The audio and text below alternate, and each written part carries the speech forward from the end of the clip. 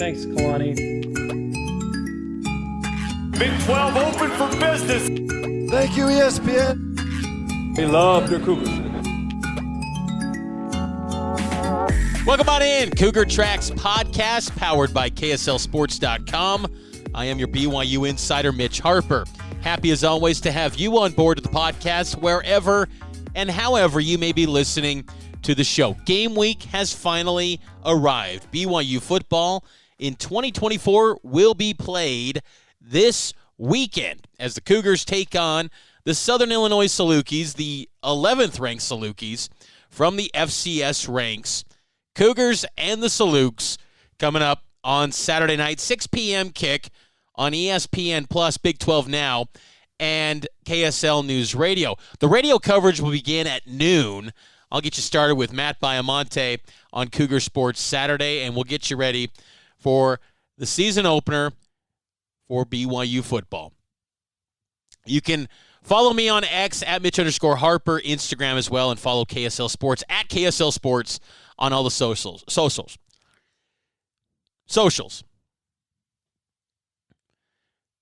So on this episode today, wrapping up Monday night, just got done with Cougar Nation, which I highly recommend you subscribe to that weekly show, a call-in show on KSL News Radio. Had a banger of a first show, I guess you could say. High energy. It was great energy.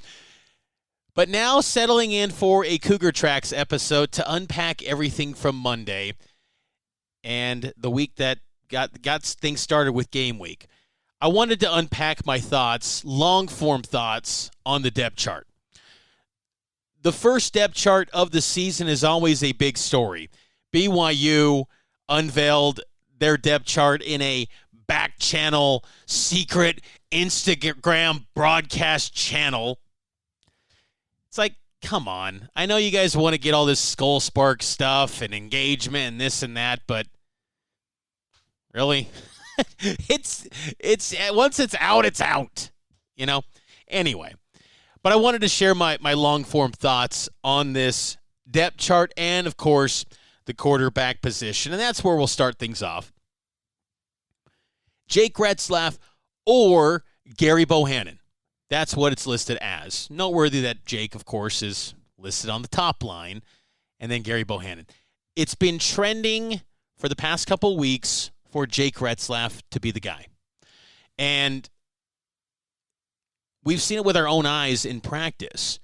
You know, Gerry Bohanon had a high point in fall camp where he had that awesome run. He had some big plays through the air to freshman wide receivers. He was looking great.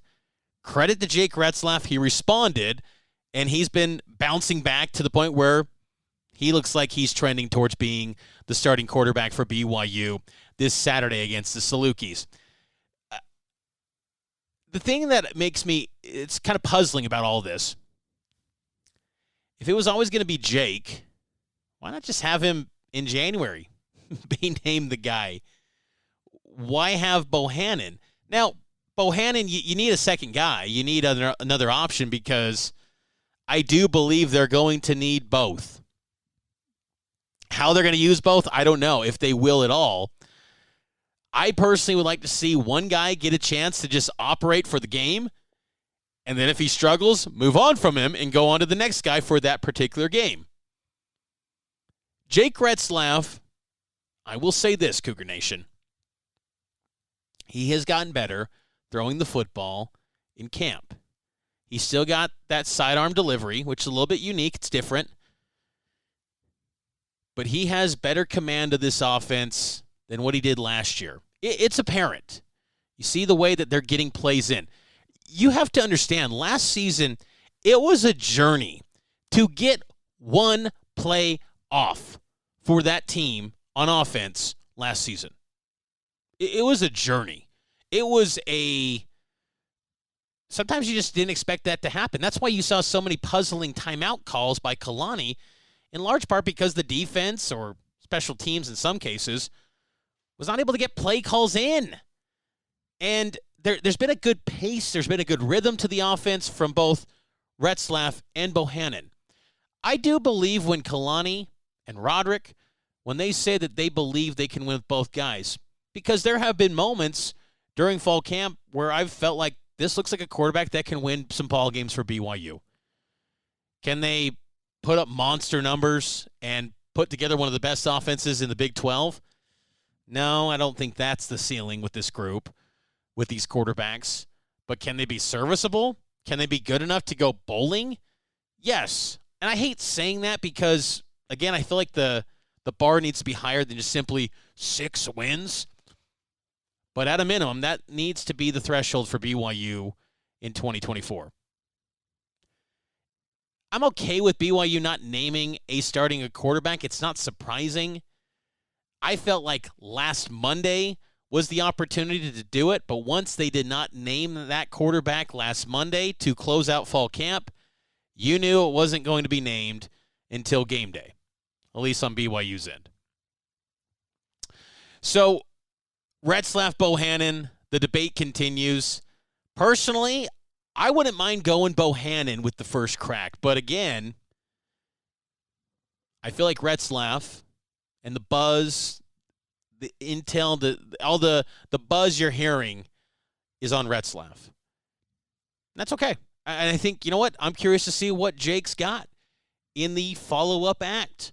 What can he be in year 2 in this offense? He's 0-4 as a starter. Can he get BYU some wins? Can he be a far more improved, efficient quarterback that's not coughing up the football? I'm willing to see that. I think that's fine. I think just what's fascinating here is how and when do they use Gerry Bohanon? Because the messaging from Kalani and Roderick continues to be, we will need both quarterbacks. They are emphasizing that because this is not a situation, folks, where you're managing the transfer portal. That's not a thing here. If you named Gerry Bohanon the quarterback on Monday, sure, Jake Retzlaff could say, I'm going to go into the portal. Okay. But guess what? You're losing a year of eligibility. I don't know many players that want to just sacrifice a year of eligibility without playing, even if they're the backup. Okay, so this is not one of those quarterback battles where it's how do you juggle the transfer portal. And that's what I was talking about through fall camp. That was not at hand here. This is not a situation where, oh man, that's dicey. If you name him, you're going to lose him. No, where's Gerry Bohanon going? He's gone in 3 months anyway. This is his last year. What, is McKay Hillstead going to go? He's going to go to a second school in 5 months? What are we talking about here? Trayson Bourget just had a diamond-encrusted helmet made, a custom-made helmet with BYU helmets with little diamonds made on it. You think that guy's leaving?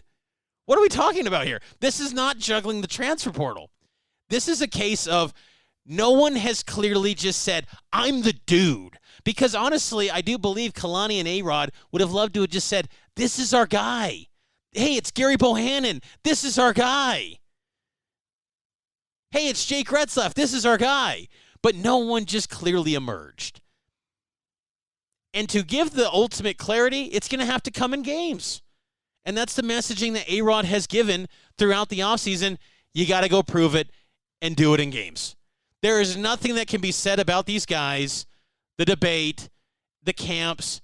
It's got to be proven in games. Because I've said all along, this Southern Illinois game, it's not dicey. You're going to win this ball game. If you don't, oh, baby, that'd be scary. You're going to win this ball game. But if you win 20-13, does Cougar Nation feel good that this team has turned a corner? Probably not. I firmly believe you need some style points here. You need to win by about 3 touchdowns and maybe put up 40-plus points in the process to just make you feel like this team, this group of quarterbacks, this offensive line, it's a point of reference that says, okay, this group is different than last year. Because even though Southern Illinois is a FCS team, they are decent. They're not a world beater. They're not South Dakota State. They're not North Dakota State. They're in that same league, and they're solid. They come from the best league in the FCS. They have a quarterback debate of their own. And keep in mind, too, Kalani's got a history of, hey, if one team's not sharing something, well, why are we doing it? That sort of thing. There was one year where USF didn't share their depth chart. I think it was 2022. And BYU was kind of like, why are we sharing ours? So I get it. Like, ultimately, I don't know how much more advantage you're gaining over these guys when there's clear film on Jake Retzlaff from last season. Still, they're okay. They can go about it how they see fit. Jake Retzlaff is the one that's trending, though, to be the starter. And as Chase Roberts said, they know. But the big question is going to be how they use two quarterbacks, if at all. That's the big question for Saturday. Let's dive more into this depth chart. Running back, LJ Martin or Hinckley Ropati as the starters. Miles Davis or Pokayawa Hunga. LJ Martin, expected to be good to go. Been dealing with a shoulder injury. Was not seen in really many team reps in fall camp. We saw a handful of snaps involving LJ Martin during camp. So very curious to see how many snaps he takes as he continues to work his way back from a shoulder injury, but he was fully cleared during fall camp, and that's a positive sign. Hinckley Ropati, it's a big year for him. He has got to become a stud for the Cougars. There's been a lot of hype. And you look at Hinckley Ropati, I mean, there hasn't been much because he's dealt with a lot of injuries. The opportunities in front of him haven't been very often. I mean, his stats, he's got 40 carries for 204 yards, 5.1 yards per carry, 6 receptions, 97 yards. You like that yards per carry? It's pretty nice. Can he do it over the course of a season? Well, we shall see. I think he can. I'm not banking on 5 yards a pop, but could he get 4, 4.5? He's got to. BYU has to be excellent running the football, and that ties to the offensive line. Let's go there next. Left tackle, Caleb Etienne. Behind him, Isaiah Jada, the Colorado transfer. Left guard, Waylon Lapuaho, Bruce Mitchell. Center, Connor Pay, Jake Eichhorn, former Weber State transfer. Right guard, Sonny Mocassini or Austin Leausa. Right tackle, Braden Keim. Backup, Austin Leausa. I like the starters. The second unit is light. It's thin. Eichhorn, an FCS transfer. Leausa, assuming if he is second unit, we'll see.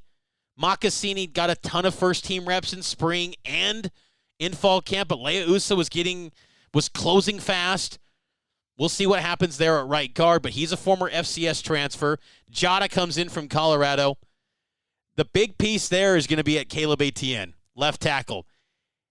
If he is a star, this offensive line will be good. If Etienne, in the words of Kalani at West Virginia, whiffs, this offensive line will fold. And any talk about this quarterback group won't matter. Caleb, and there's a lot of pressure on him, but he's got to be special. He's got to be awesome. If he's not, this BYU team can only go so far, and it's probably not to a bowl game if this offensive line doesn't hold up, because I look at that second unit, and I'm not seeing anyone right now that I say I feel confident in can start other than Leausa or Mocassini, depending and or, whatever happens there. So that's a thin group. It's probably the lightest offensive line in terms of potential starter caliber players in about 5 years. You got to go back to probably 2019. And that was the early years of a lot of freshmen like Clark Barrington. That time of BYU's offensive line, very thin at that juncture. But I do like the starting 5 and the potential they have.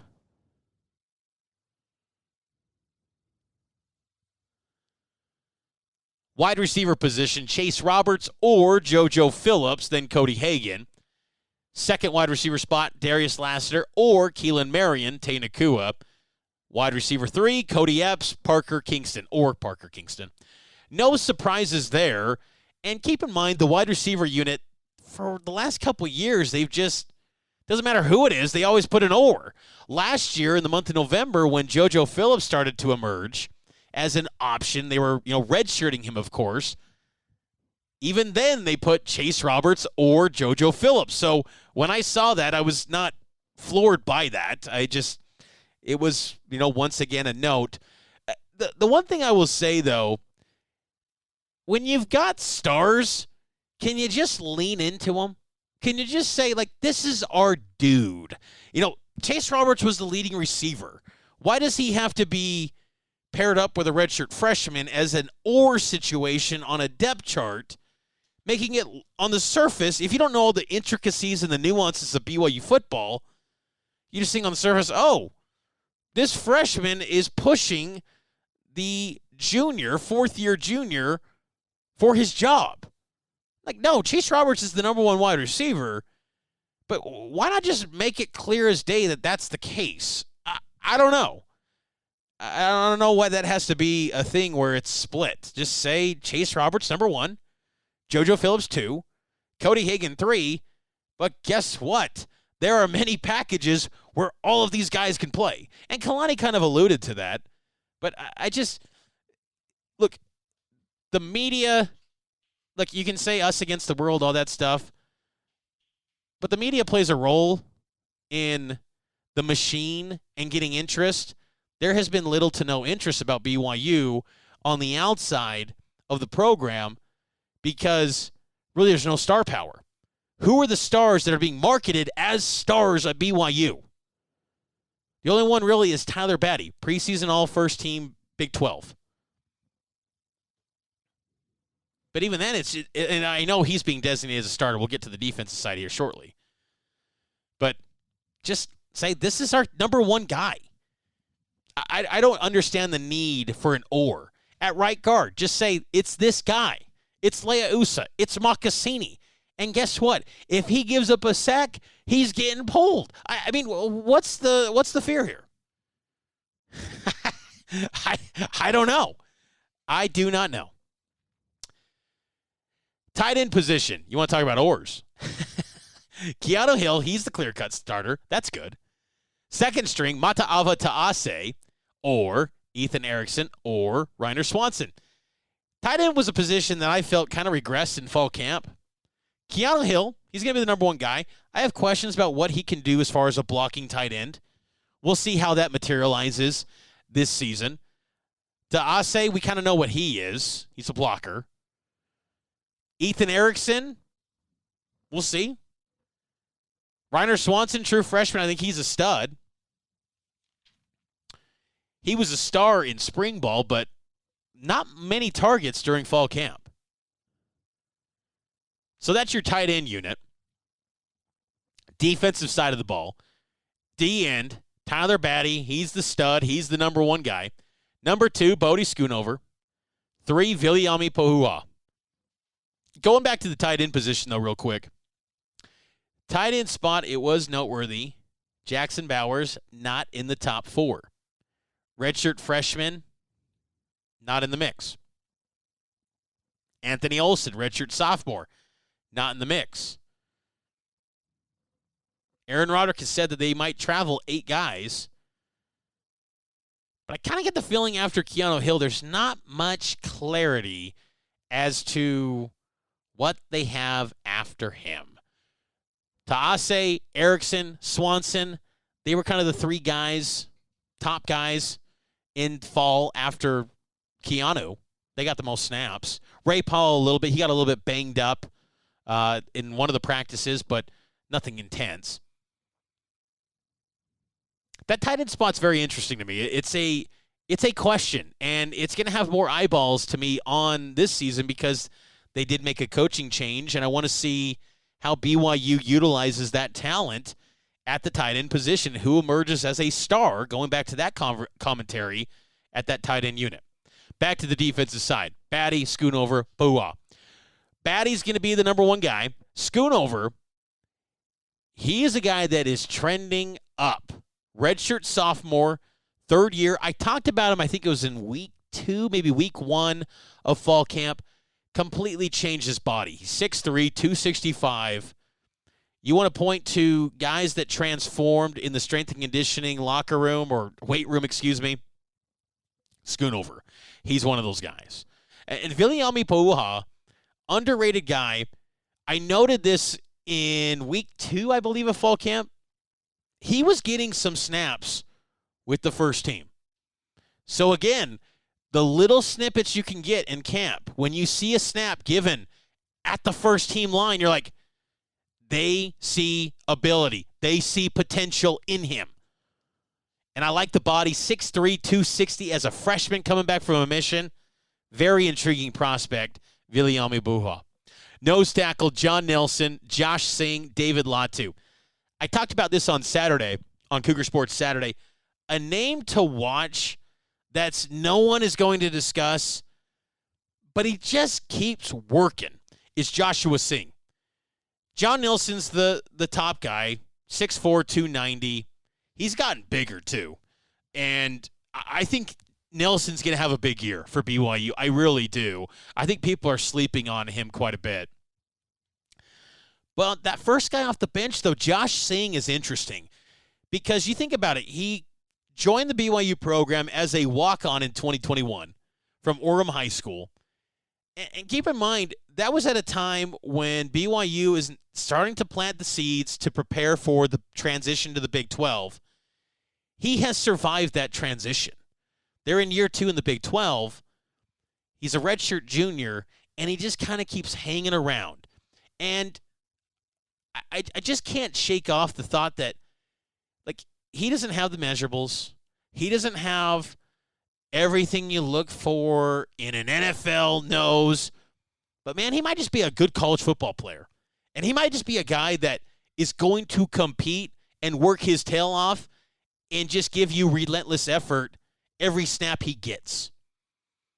And I just wouldn't bet against him making an impact this season. And you'll go, who on earth is Joshua Singh?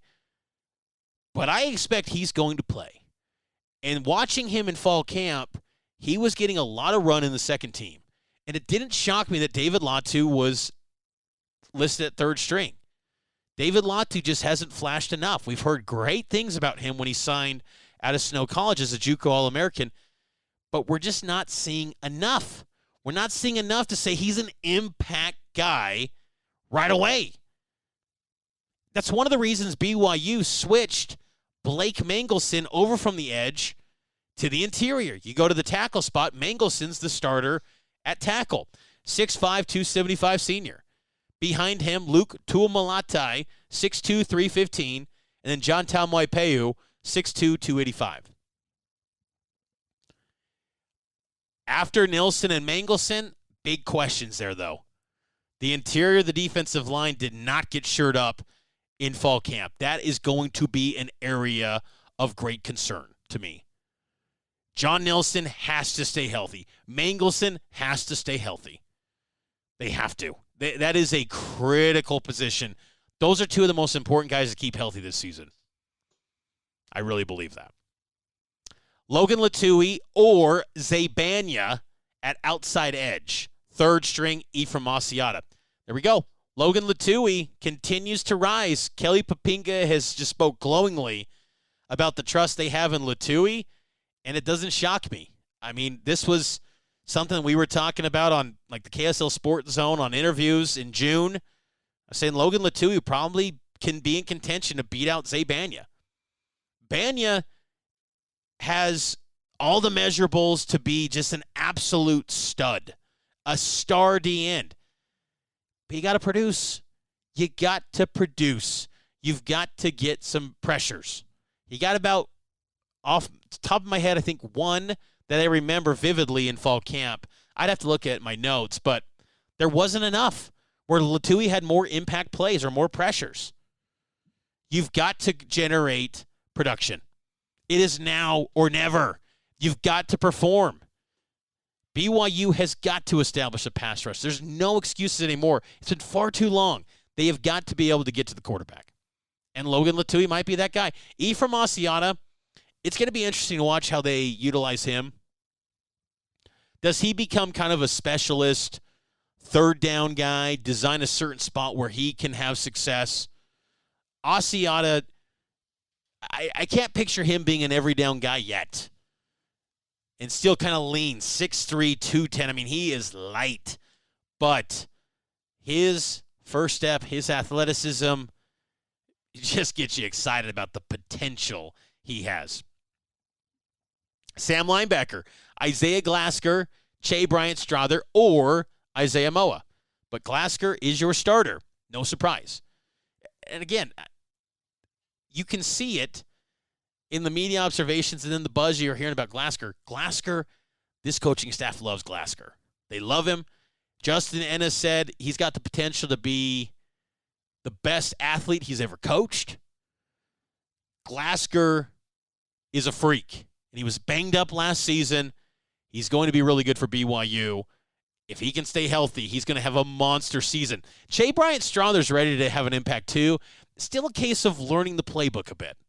Like feeling out things a bit and kind of getting more of a feel and settled into this BYU defensive scheme. It's a complex scheme.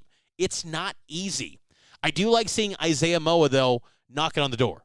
He makes that change from DN, goes to Sam. He's leaned out a little bit, shed a few pounds. He's at 245, 6'2". I think the linebacker spot's going to work out well for Ice Moa. Mac linebacker spot, no surprise. Harrison Taggart at the first string, Sione Moa or Sialia Sarah. It's pretty much what we expected. Rover, Jack Kelly, Ace Kafusi, Miles Hall. Love that. Those 9 players, maybe I'd say Miles Hall might be a little bit of a reach right now. I'm telling you, though, Miles Hall, he's got athleticism. And if he keeps developing, ideally he doesn't play much this year. He's only a redshirt freshman. I like the potential of Miles Hall. Remember, he was an athlete at Skyline High School, former wide receiver. It was kind of just labeled him an athlete, and they're projecting him as a linebacker. He's still learning the position. But I think he's got a big future ahead. Miles Hall is going to be a good player for BYU, and I just think that's a positive sign that he's already emerging on a depth chart this early in his BYU career. The safety spot. A lot of debate about the safety position and what direction they go. Here's the thing. All these guys I'm going to mention here, they could start. They're starter caliber players. And that's a good problem to have because you've got depth. Now, I think the big question I still have is who's an all Big 12 guy in this safety unit outside of Micah Harper. But they've got great options, experienced options, and players that have high ceilings. It starts off with Micah Harper or Talon Alfrey. So you assume Micah Harper's going to go to the nickel spot, then that opens the door for Talon Alfrey, who Talon Alfrey primarily ran with the first-team defense throughout fall camp. Behind them, Raider Mooney or Crew Wakely or Ethan Slade. No surprises. Free safety, Tanner Wall, first team. Tommy Parasis or Falatau Satuala in the second team. Tanner Wall, first team. A little bit of surprise. Now, we did see this at the end of fall camp. The last couple of practices, he was running with the first team. And I thought maybe it's just the back end of fall camp. They're giving some, kind of more first-team snaps to Wall to just get a clear read of the room. Tanner Wall, though, I talked about him in my fall camp post-practice drives. Excellent athlete. And his transition from wide receiver to safety has gone a lot better than I think myself realized, and maybe even some of the coaches. He's embraced the safety position. He loves to hit. I think Tanner Wall, I think he's going to nail this down. I think he's going to win it. And personally, I like that Tommy Parasis and Falatau Satuala don't have the weight of the world on their shoulders at that spot as a true freshman.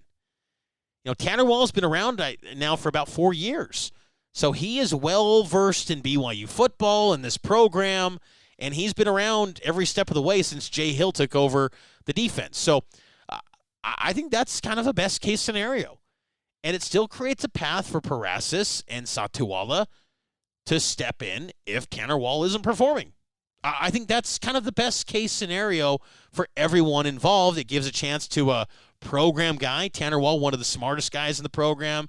You know, he's been someone that you look at, probably a Y Awards type guy. He's that type of student athlete, if that's a term still. And then the freshman studs, Parasis and Satuala, big-time futures ahead of them. Nickel spot, Micah Harper, Jonathan Cabella, Chika Ebanuha. Love the athleticism in those three guys. Harper, been a full go in fall camp, has not been held back by injury. He has been cleared and looked pretty good. I think I still want to see Micah Harper in a game, hitting, laying the hit stick, because that's one of the calling cards of Micah Harper. And you don't really get to see that in fall camp.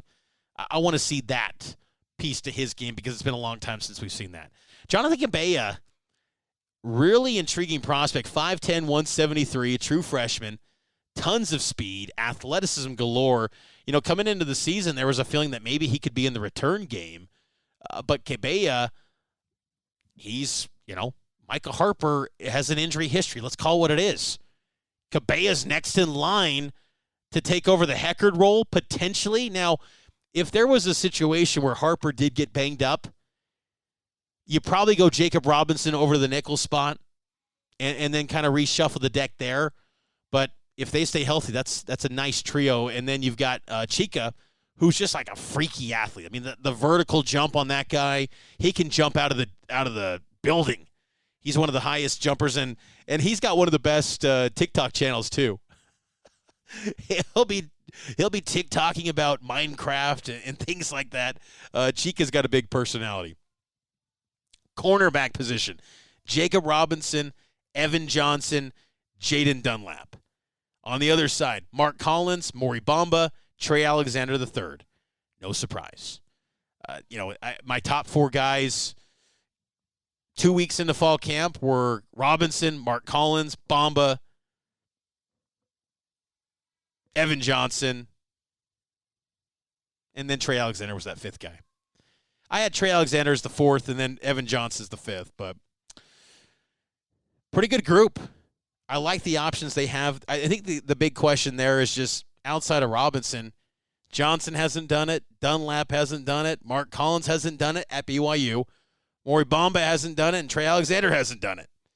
So really, it's five guys that have not made much of an impact at all at BYU.